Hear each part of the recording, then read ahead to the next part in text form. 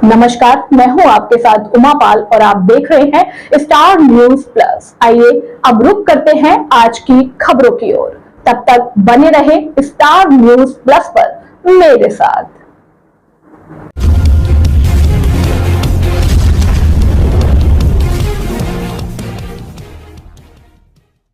BJP पर बटोगे तो कटोगे का नारा भारी पड़ गया है। विपक्ष ने उसे घेर लिया है। महाराष्ट्र में बीजेपी की सहयोगी एनसीपी की तरफ से तो पहले से ही विरोध हो रहा है और अब एमवी गठबंधन ने तो उसे बुरी तरह से घेर लिया है। एक दिन पहले ही बीजेपी की सहयोगी एनसीपी के चीफ अजीत पवार ने कहा था कि योगी आदित्यनाथ बाहरी हैं, वो यहाँ की संस्कृति को नहीं समझते, यहाँ बटोगे तो कटोगे नहीं चलेगा। और अब एनसीपी एसपी के चीफ शरद पवार ने भी इस पर सवाल उठाए हैं। शरद पवार ने कहा कि चुनाव को जातिवाद की तरफ ले जाने के लिए सीएम योगी को महाराष्ट्र में लाया जा रहा है। तो कांग्रेस सांसद राहुल गांधी ने कहा कि बीजेपी एक धर्म को दूसरे धर्म से और एक जाति को दूसरी जाति से लड़ाने का काम करती है।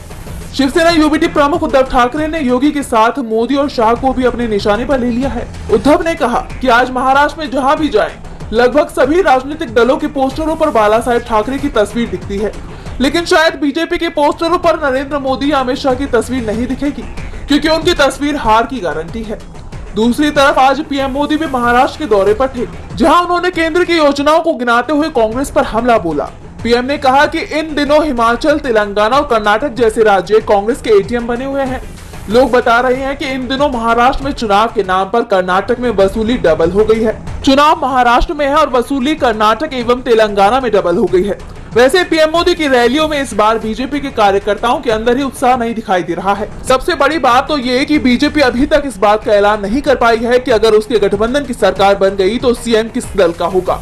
अमित शाह ने संकेत में जरूर कहा कि देवेंद्र फडणवीस सीएम बनेंगे, यानी बीजेपी हाईकमान अंदर ही अंदर एकनाथ शिंदे के साथ खेल करने की तैयारी। सांसद राहुल गांधी बीते दिन से झारखंड में है, जहां उन्होंने बाघमारा और आम बागान में 2 अलग अलग रैलियों को संबोधित किया। इस दौरान पीएम मोदी पर निशाना साधते हुए राहुल ने कहा कि मोदी सिर्फ बड़े बड़े भाषण करते हैं, करते कुछ नहीं है। उन्होंने हर चीज पर जीएसटी जोड़ दिया है।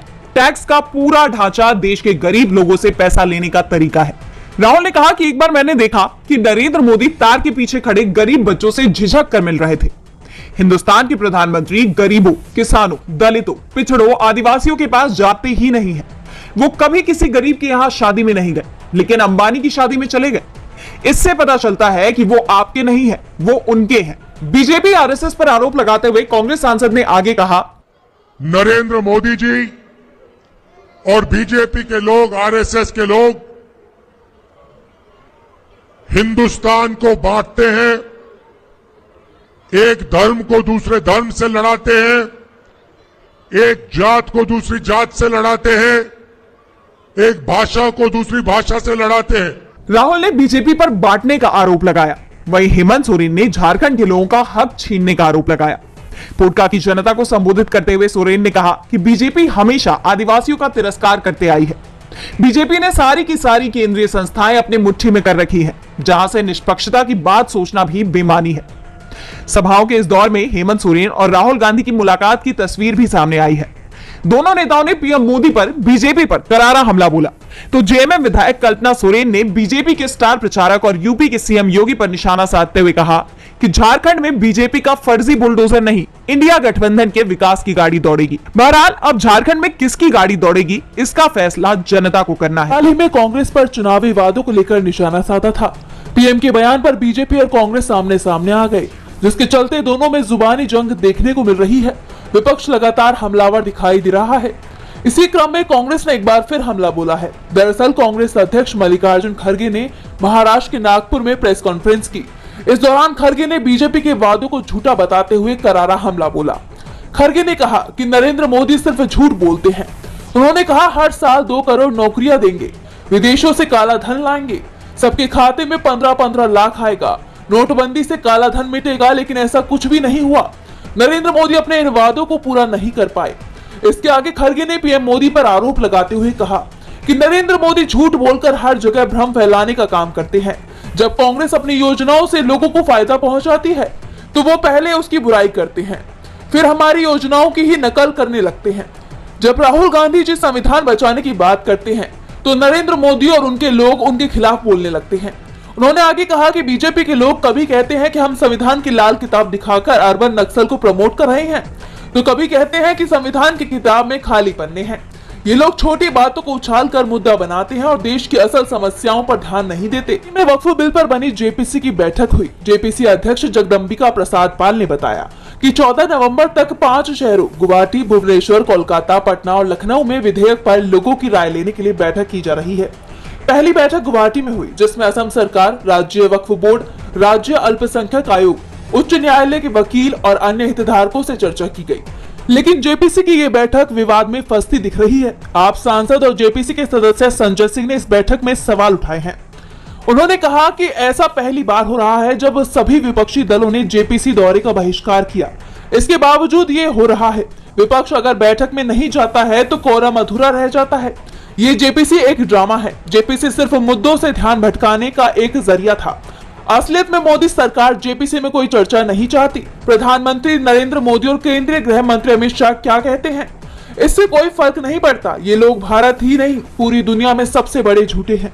ये देश में मुसलमानों के खिलाफ नफरत फैलाते हैं और अमित शाह का बेटा दुबई के शेखों से व्यापार करता है। जेपीसी के दूसरे सदस्य और कांग्रेस सांसद डॉक्टर मोहम्मद जावेद आजाद ने भी जेपीसी की बैठक पर सवाल उठाया है।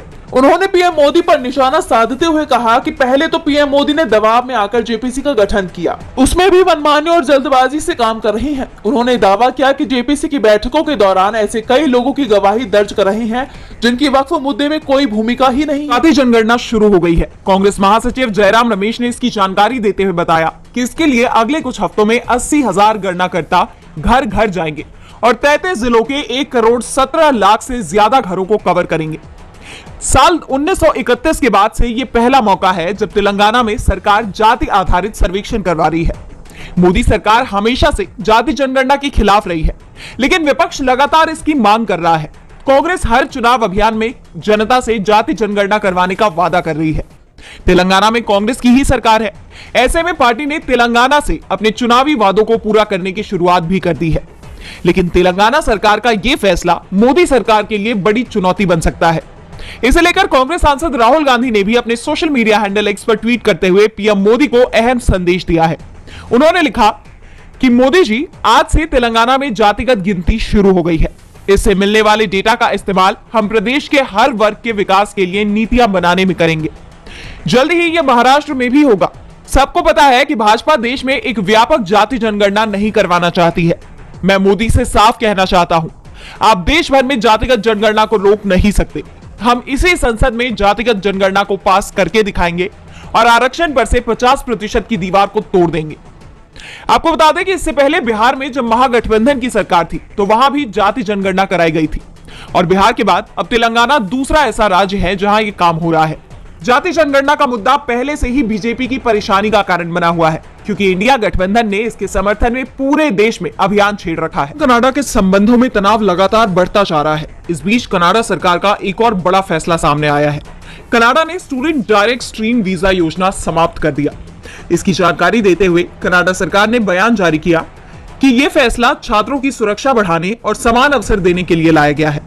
8 नवंबर को दोपहर 12 बजे तक प्राप्त सभी आवेदन इस योजना के तहत प्रक्रिया में रहेंगे। इसके बाद आने वाले सभी आवेदन रेगुलर स्टडी परमिट स्ट्रीम प्रक्रिया के तहत ही प्रोसेस किए जाएंगे। कनाडा के इस फैसले का सबसे ज्यादा असर हिंदुस्तान के छात्रों पर पड़ेगा। इस एसडीएस वीजा योजना के तहत भारत, ब्राजील, चीन, Colombia, Costa Rica, Morocco, Pakistan, Peru समेत कुल 14 देशों के अंतरराष्ट्रीय छात्रों को पढ़ाई के लिए वीजा लेने में आसानी होती थी। लेकिन अब इस योजना के खत्म होने के बाद उन्हें वीजा प्राप्त करने के लिए एक मुश्किल प्रक्रिया से होकर गुजरना पड़ेगा और साथ ही अब वीजा मिलने में वक्त भी ज्यादा लगेगा। ट्रूडो सरकार के इस फैसले को आवास और संसाधन संकट से निपटने के लिए कोशिश बताया गया, लेकिन माना जा रहा है कि उनके इस फैसले से दोनों देशों में तनाव और बढ़ सकता है। ट्रूडो लगातार एक के बाद एक ऐसे फैसले लेते दिख रहे हैं। कहा तो यह भी जा रहा है कि एसडीएस वीजा योजना खत्म करने का यह फैसला कनाडा के आने वाले संघीय चुनावों में एक अहम मुद्दा बनकर सामने आ सकता है। कई सर्वे में यह सामने आया है कि जनता यह मानती है कि कनाडा में इमिग्रेंट्स काफी ज्यादा हो गए हैं। ऐसे में इस तरह के फैसले से ट्रूडो आगामी चुनाव को साधने की कोशिश में जुटे हुए हैं। कनाडा में जल्दी ही चुनाव होने हैं, लेकिन फिलहाल हालात उनके पक्ष में नजर नहीं आ रहे। कनाडा की जनता उनसे नाराज है और इसलिए वो उन्हें मनाने की कोशिश में जुटे। इस समय हिमाचल में एक साधारण से समोसे को लेकर सियासत गरमाई हुई है। बीजेपी समोसे को लेकर लगातार सीएम सुक्खू पर हमला कर रहा है, जिस पर पलटवार करते हुए सीएम सुखविंदर सिंह सुक्खू ने कहा, जब मैं महाराष्ट्र कांग्रेस कार्यालय गया तो पवन खेड़ा ने मुझे समोसा ऑफर किया। फिर मैंने पूछा कि यहाँ जो राजनीति हो रही है वह समोसे पर है या फिर विकास या फिर महिलाओं के सम्मान पर। मुख्यमंत्री ने आगे कहा, तो कुछ बातें आपके साथ कहना चाहता हूं। सच का हमेशा से सामना झूठ के साथ होता है। सच बार बार झूठ से टकराता है और समय पर आने पर सच की जीत है। कुछ चीजें मैं इसलिए आपके ध्यान में लाना चाहता हूं कि महाराष्ट्र की तरह हिमाचल में भी ऑपरेशन मोटोस दोनों कांग्रेस पार्टी ने राज्यसभा के चुनाव में वोट डालने के बाद भारतीय जनता पार्टी में ज्वाइन करना बीजेपी कर।